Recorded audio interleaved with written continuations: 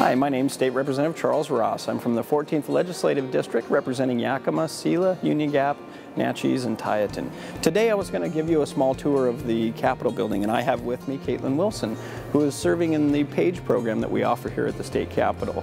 Katie also happens to be my niece. So the first thing I wanted to mention is you'll notice standing behind us over here, Katie, is the Washington State Seal. It is actually comprised of real gold in the outer rim of the state seal.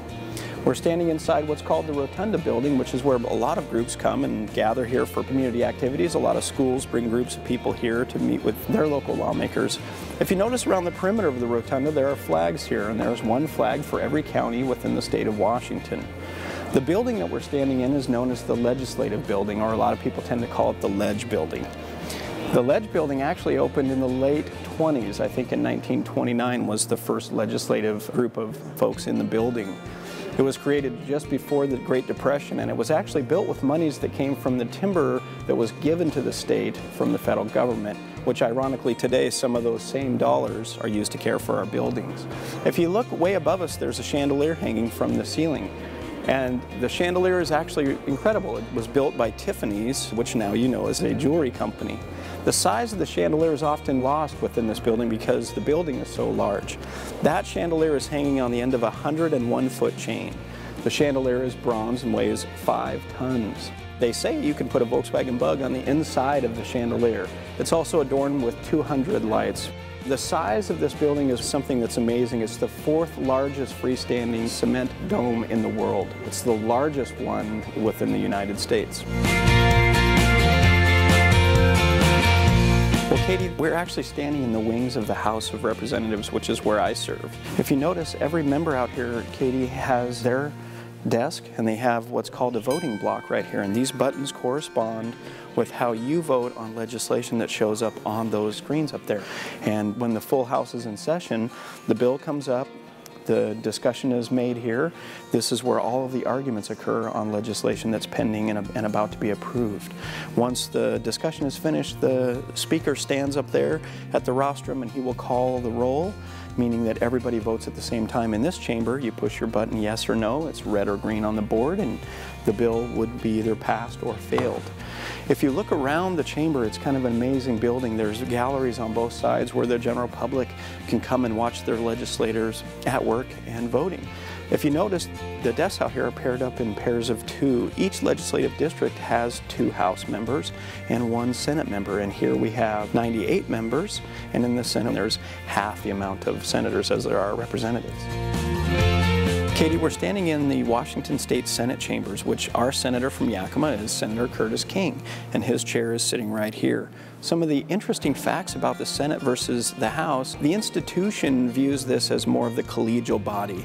They're more deliberative. Usually bills tend to stay longer in the Senate and have a little bit more time to be worked by the Senate committees. There's half as many members, as you can see by looking at the floor, and therefore they do things a little differently here. They don't have the push-button voting.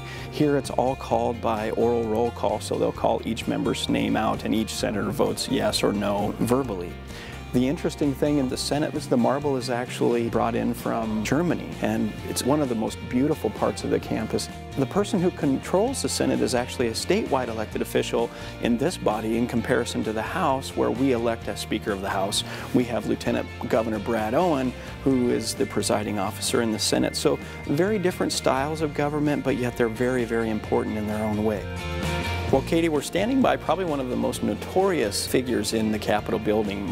Every visitor that comes here ends up standing next to George Washington. If you notice, his nose is discolored compared to the rest of the statue. It's because people always say that by rubbing George Washington's nose will bring you good luck, and that's why the statue looks that way. The interesting thing is this statue was presented to the legislature in 1984. I think a lot of people think it's been here forever, but really in comparison to the building, it hasn't been here that long. However, I don't think very many student tour groups come here and don't at least spend some time in front of George Washington. The other interesting fact that I always love to point out is that our state is the only state in the nation that carries a presidential name as its name. There are no other states that do that, and I think that's something we as Washingtonians can be very proud of. Well, Katie, I know that during your week here as a page, you're going to be spending lots of times on the stairs, as they say, and I wish you the best with that.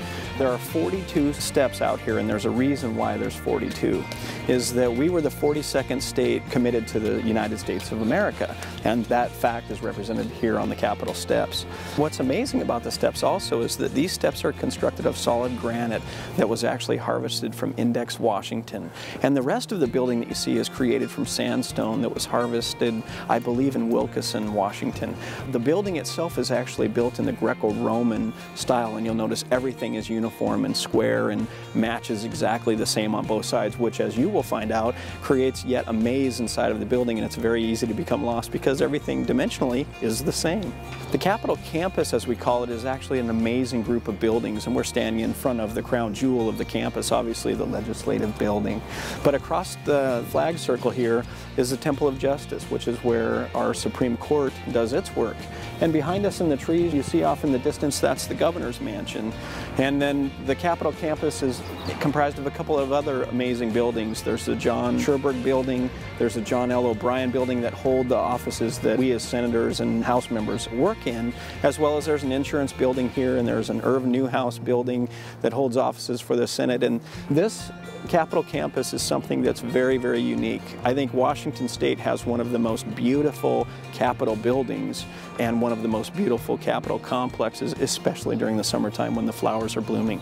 So I encourage you to come and visit the Capitol if you ever want to participate in the PAGE program, and how you can come and be like Katie and take a week and spend it here on the legislative campus working with a senator or a representative like myself. And I want to thank you all for taking the time to watch this tour of your Capitol.